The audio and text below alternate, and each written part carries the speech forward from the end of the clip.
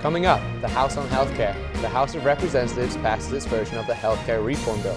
Now it's on to the Senate. We'll hear what the experts have to say. And a big reopening on American University's campus. The Child Development Center moves back to its original location after a toxic cleanup. District Wire News starts right now.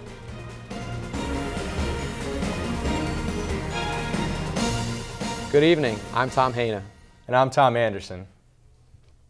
The health care bill passed in the House this weekend, but many are worried about its economic impact. Alexis Rodriguez has more on the story. The yeas are 220, the nays are 215.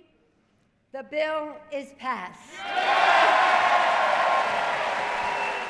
While many rejoice the passing of the long-awaited health care bill, others like Daniel Lin, an economics professor at American University, believe there are still some financial flaws to the bill.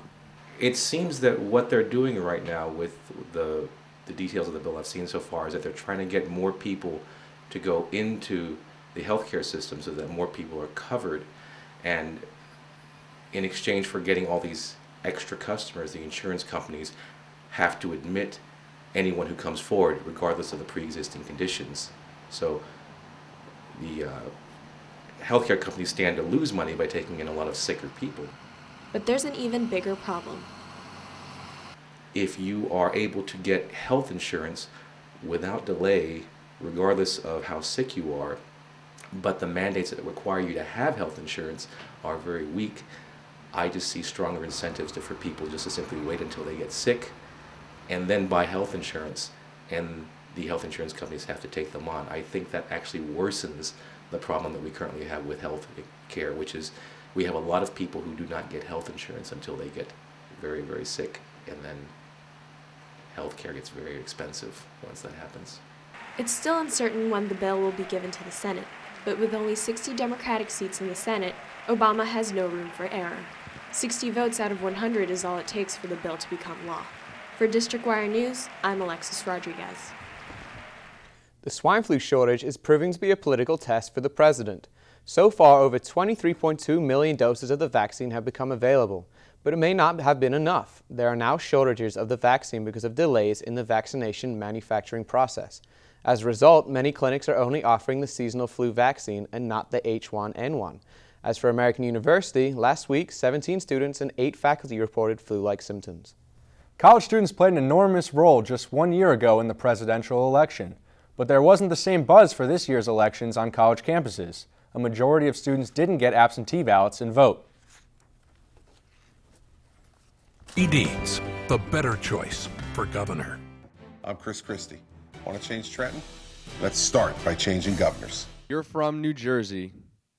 Be honest, who ran for governor of New Jersey? I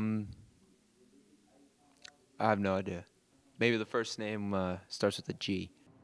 Did you vote? Significant voter turnout was down in this year's elections among college students. Most college students did not put an absentee ballot in the mail. But why?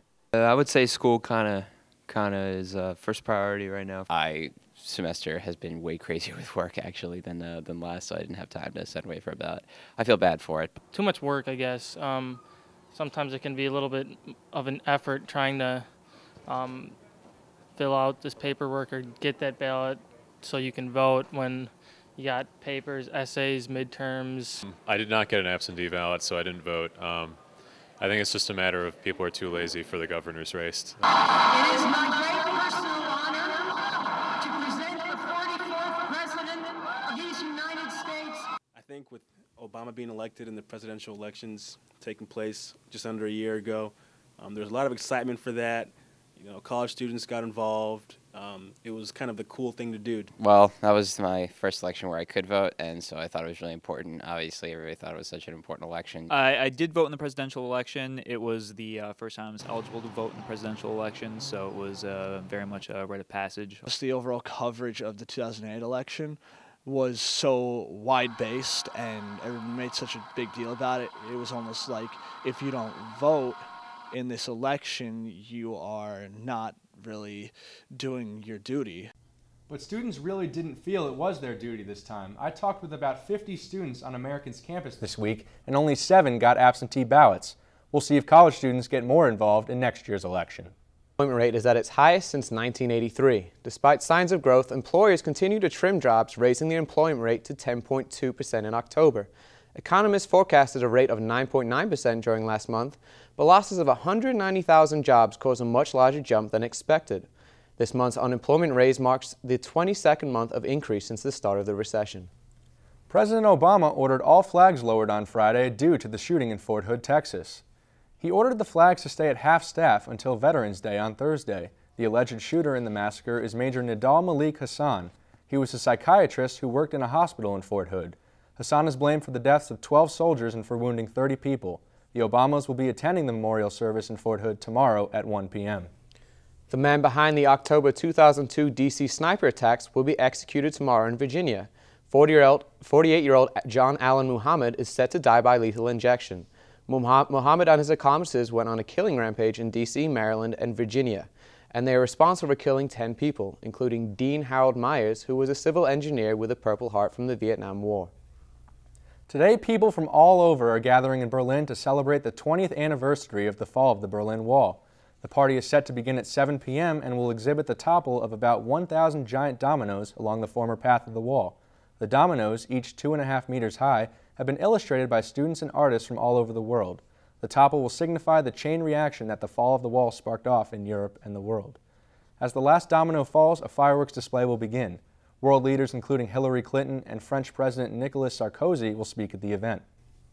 Iraqi Ambassador Samir Sumerdahi came to American University today to persuade students that the image of Iraq as a violent nation torn by war is not the Iraq that he knows.